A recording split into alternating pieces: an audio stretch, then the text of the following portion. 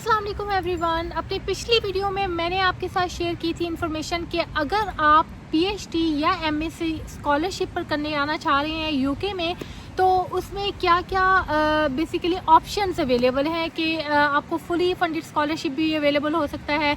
इसके अलावा स्टाइपेंड आपको कब अवेलेबल होगा, कब वो आपको ऑफ़र कर सकती हैं स्टाइपेंड। तो इस एक वीडियो में मैं आपके साथ शेयर करूंगी कि अगर आपके पास स्कॉलरशिप की अपॉर्चुनिटी नहीं है and you still want to come to the UK on your self finance, and how you can financially make yourself stable to keep doing your studies. और अगर आपके पास स्कॉलरशिप नहीं है और आप फिर भी अपने सेल्फ फाइनेंस पे आ रहे हैं, तो आप किस तरह से पीएचडी कर सकते हैं। If you are new to this channel, then my name is doctor Shamaila Iram. I am currently working as a senior lecturer in a UK university. At the same time, I am also a program leader for MSc Data Analytics and Artificial Intelligence. आप students को जो MSc या PhD के लिए UK में आना चाहते हैं, मैं उन तमाम स्टूडेंट्स को गाइड करती हूँ। मैं आपको तमाम अपॉर्चुनिटीज़ के बारे में भी बताती रहती हूँ, मैं आपको क्राइटेरिया के बारे में भी बताती हूँ। इसके अलावा मैं आपको डिफरेंट ऑप्शन, डिफरेंट रूट्स के बारे में बताती हूँ that can help you to come UK for your studies. तो इससे रिलेटेड, अपनी एमएससी से रिलेटेड, पीएचडी से रिलेटेड, स्कॉलरशिप से रिलेटेड, आपको किसी भी किस्म की या इवन कैरियर जो सिलेक्शन है, कैरियर आपके लिए, आप जो कैरियर अपने लिए सिलेक्ट करना चाह रहे हैं, उसमें आपको किसी भी किस्म के किसी क्वेश्चन जो आप पूछना चाहते हैं मेरे से, मैं आपको उनके भी रिप्लाई करती हूँ। Always please come back to me with your questions on the comment section. मैं अपने तमाम कमेंट्स को बहुत ज़्यादा सीरियसली लेती हूँ। मैं आपको तमाम आपके क्वेश्चंस का रिप्लाई करती हूँ, जहाँ तक मुझसे मुमकिन होता है मैं आपको तमाम कमेंट्स का रिप्लाई करती हूँ, ताकि आपको जो है वो एक रेलिवेंट और एक जेन्युइन इन्फॉर्मेशन आपको इन टाइम मिल जाए। तो अब चलते हैं हम अपने टॉपिक की तरफ, जिसमें मैं आपको ये बता रही हूँ कि क्या ऑप्शंस हैं। अगर आप स्कॉलरशिप पे नहीं आ रहे यूके में, तो आपकी क्या ऑप्शंस हैं कि आप अपने आप को फाइनेंशियली किस तरह से स्टेबल कर सकते हैं। अगर आपके पास स्कॉलरशिप नहीं है और आप फिर भी आना चाहते हैं यूके में स्टडीज़ के लिए,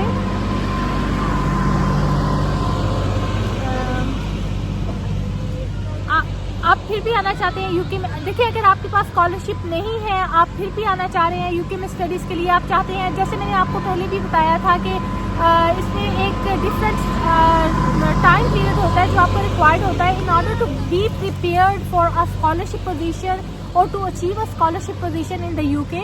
उसमें आपकी पब्लिकेशंस भी होनी चाहिए, उसमें आपका जो है वो एक अच्छा ट्रैक रिकॉर्ड हो रिसर्च का। लेकिन अगर आपके पास एक ऐसा ट्रैक रिकॉर्ड नहीं है and you still want to come to the UK on maybe on self finance, और आप चाहते हैं कि मैं जो हूँ वो मैं चला जाता हूँ एक दफ़ा और उसके बाद मैं वहाँ पर जाकर, या चली जाती हूँ एक दफ़ा और वहाँ पर जाकर मैं अपनी स्टडीज़ कंप्लीट कर लूँगी या कर लूँगा, तो उसमें ये है कि आप आ सकते हैं। उसमें रिलेटिवली थोड़ा सा फाइनेंशियल साइज, नॉट थोड़ी सी, लेकिन रिलेटिवली ये थोड़ी सी मुश्किल होगी आपके लिए एज़ कम्पेयर टू स्कॉलरशिप, लेकिन इट्स स्टिल डूएबल।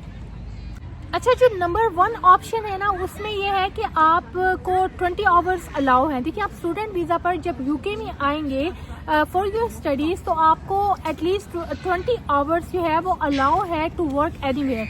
तो आप वो 20 आवर्स जो है वो आराम से यूज़ कर सकते हैं। आप उन 20 आवर्स को बहुत सेंसिबली यूज़ करें, कि मतलब आप उन 20 आवर्स में ऐसी जॉब जो है वो फाइंड आउट करें जिसमें आपके लिए, आपको फाइनेंस अपना मैनेज करना आपके लिए आसान हो जाए। अब उसमें कौन कौन सी ऑप्शंस अवेलेबल है, जो कि ऐसे आप एक ऐसे स्टूडेंट हैं जिनके पास स्कॉलरशिप पोजीशन नहीं है, तो आपके लिए बहुत इंपॉर्टेंट है कि आप ऐसी जॉब या ऐसी अपॉर्चुनिटी को यस करें जो आपको रिलेटिवली हायर रेट देती हो एज़ कम्पेयर टू वो जॉब्स जो कि आपको रेस्टोरेंट्स में या टेक अवे या इस तरह से जो पेट्रोल स्टेशन पर या इस तरह से जो सिक्योरिटी से रिलेटेड जॉब होती हैं, वो आपको एक जो सेट अमाउंट ऑफ रेट है ना, वो आपको प्रोवाइड करते हैं। ठीक है, उसमें जो स्टैंडर्ड रेट है यूके का, वो शायद आपको पता ही हो कि वो 12 पाउंड्स पर आवर है। अब 12 पाउंड्स पर आवर जो है वो it's not bad in that case कि अगर आपके पास कोई भी जॉब नहीं है, लेकिन अगर आपको स्टिल आप 20 आवर्स की जॉब कर रहे हैं जिसमें आपको 12 पाउंड्स पर आवर मिल रहे हैं, तो that's not a bad option, right. तो आप उसको स्टिल यूज़ कर सकती हैं, आप उसको स्टिल जो है वो उस ऑप्शन को कंसीडर कर सकते हैं। अब आप यूके में आ चुके हैं और अब आप ये चाहते हैं कि अच्छा आपकी वो 20 आवर्स पर आवर की जो जॉब है वो कहीं ना कहीं आपकी जो है वो स्टार्ट हो चुकी है, ठीक है। उसके अलावा जो आप जब आप आ जाएं तो आपने क्या कोशिश करनी है, स्पेशली अगर आप PhD करने के लिए आए हुए हैं तो आप अपने सुपरवाइज़र से ज़रूर बात करें कि वो आपको एक ऐसी अपॉर्चुनिटी प्रोवाइड करें जिसमें आप उनके साथ मिलकर किसी फंडेड प्रोजेक्ट में एज अ रिसर्चर काम कर लें। अब वो आपने स्टिल 20 आवर्स ही काम करना है, ठीक है। अब सेकंड अपॉर्चुनिटी आपके पास क्या आ गई कि आप रिसर्च प्रोजेक्ट करें टुगेदर विद योर सुपरवाइज़र। तो जब आप अपने सुपरवाइज़र के साथ फंडेड प्रोजेक्ट करेंगे ना तो वो आपको कुछ number of hours, for example जैसे मेरे पास कोई स्टूडेंट आ जाए और मेरे पास कोई फंडेड प्रोजेक्ट अवेलेबल है तो मैं अपने PhD स्टूडेंट को प्रेफर करती हूँ। उसमें एक रीज़न ये होती है कि उनको फाइनेंशियली भी सपोर्ट की ज़रूरत होती है, सेकेंडली उनको एक्सपीरियंस की भी ज़रूरत होती है, थर्डली उनका इंडस्ट्रियल एक्सपोजर भी उनको रिक्वायर्ड होता है।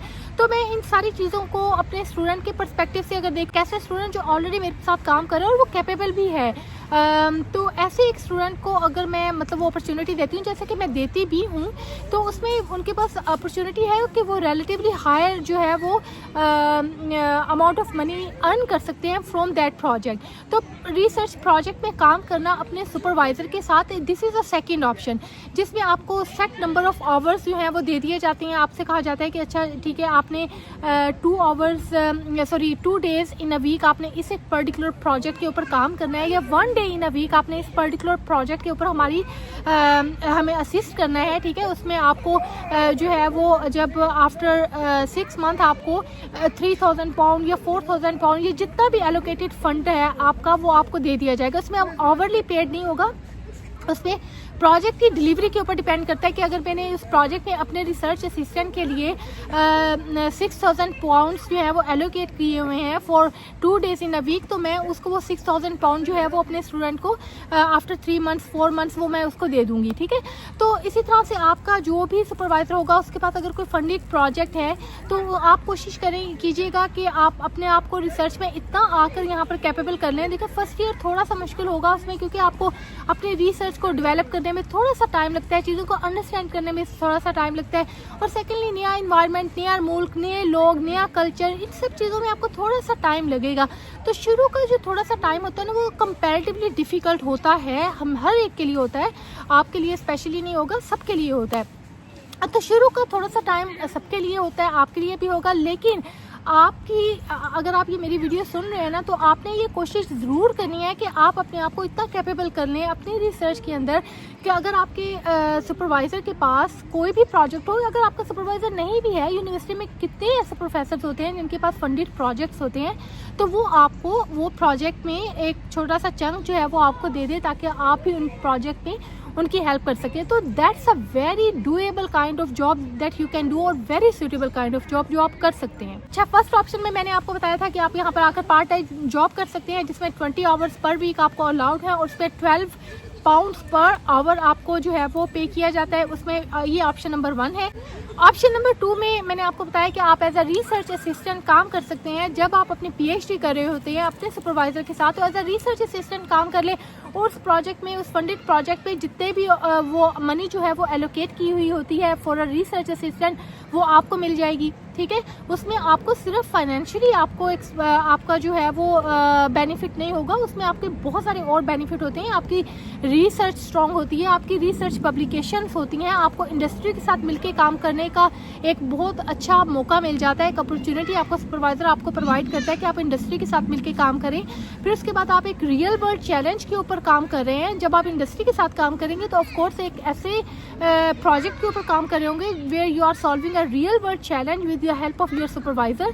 तो आप देखिए आपको कितना एक्सपोजर मिल रहा है, आपको रिसर्च का कितना एक्सपीरियंस मिल रहा है जो कि आप बाद में अपनी CV में ऐड कर सकते हैं, and that will help you to get a permanent research assistant job at the end of your PhD। तो ये मैं अपने रिसर्च के स्टूडेंट्स को ये अपॉर्चुनिटी ज़रूर देती हूँ। मेरे पास जितने मेरे रिसर्च के स्टूडेंट्स ने काम किया, अगर मेरे पास फंडेड प्रोजेक्ट्स थे तो मैंने उनको उन प्रोजेक्ट्स के अंदर इन्वॉल्व ज़रूर किया था। अच्छा, अब थर्ड ऑप्शन जो है वो आ जाती है टीचिंग असिस्टेंट की। जो कि आप PhD के स्टूडेंट्स हैं, तो जो PhD का स्टूडेंट होता है they can also help their supervisors और जिस यूनिवर्सिटी में वो काम कर रहा होता है या अपनी स्टडीज़ कंप्लीट कर रहा होता है, there they can also help as a teaching assistant. देखिए, अब टीचिंग असिस्टेंट में आप डायरेक्टली जो है वो लेक्चर्स तो मोस्ट प्रोबेबली ना डिलीवर कर सके, क्योंकि इसमें PhD का होना ज़रूरी होता है जब आप लेक्चर डिलीवर करें, लेकिन आप लैब्स ले सकती हैं। लेकिन बास यूनिवर्सिटीज़ जो हैं वो अपनी PhD स्टूडेंट को ये अपॉर्चुनिटी दे देती हैं कि वो टीचिंग भी कर लें अगर वो नियर एट द एंड है या उनका एक साउंड रिसर्च का एक पोर्टफोलियो इस्टेब्लिश हो चुका है, तो वो उनको टीचिंग की भी अपॉर्चुनिटी प्रोवाइड कर देती हैं। ठीक है, it's not a big deal. तो अगर आपका जो सुपरवाइज़र है या आपका जो आपकी जो हेड ऑफ़ द डिपार्टमेंट है या जो सब्जेक्ट एरिया लीडर है, ठीक है, यहाँ पर क्या होते हैं, आपको सुपरवाइज़र होता है, एक आपका सब्जेक्ट एरिया लीडर होता है, एक हेड ऑफ़ द डिपार्टमेंट होता है, एक डीन होता है। तो आप किसी से भी बात कर सकते हैं कि अगर ऐसी कोई टीचिंग अपॉर्चुनिटी अवेलेबल है तो आप वो मुझे प्रोवाइड कर दें। अब ये एक बेस्ट ऑप्शन है। उसमें ये होता है कि आपको वो certain number of hours per week दे देंगे कि आपने इतने नंबर ऑफ़ आवर्स जो हैं वो इस वीक में ये लेक्चर डिलीवर करना है, और इसमें बहुत ही एक रीज़नेबल अमाउंट होती है। इसमें वो पर आवर जो है समटाइम्स 32 पाउंड, समटाइम्स 40 पाउंड तक आपको डिलीवर मतलब पे कर देते हैं। ठीक है, पर आवर आप देखिए, अगर आपको 40 पाउंड पर आवर दे रहे हैं, 35 टू 40 पाउंड पर आवर दे रहे हैं, तो it's a big amount of money. तो इससे भी आप जो है वो relatively higher amount of money जो है वो आप बना सकते हैं। तो ये तो बहुत एक स्ट्रेट लाइन जो है ना ऐसे ऑप्शंस हैं जिनको आप अवेल कर सकते हैं। इसमें कोई ऐसी कॉम्प्लिकेटेड चीज़ नहीं है। आप जो है वो स्टैंडर्ड रेट पे आउटसाइड काम कर सकते हैं, आप रिसर्च असिस्टेंट के तौर पे काम कर सकते हैं, आप टीचिंग असिस्टेंट के तौर पे काम कर सकते हैं, आप किसी फंडेड प्रोजेक्ट के ऊपर काम कर सकते हैं। तो इस तरह से आप अपने आप को फाइनेंशियली जो है वो सपोर्ट कर सकते हैं। तो अगर आपके पास स्कॉलरशिप नहीं भी है तो it's not a kind of impossible thing कि अब आपके पास कोई पॉसिबिलिटी ही नहीं है कि आप यूके में आएँ और आप यहाँ पर आकर अपनी स्टडीज़ कंप्लीट कर सकें।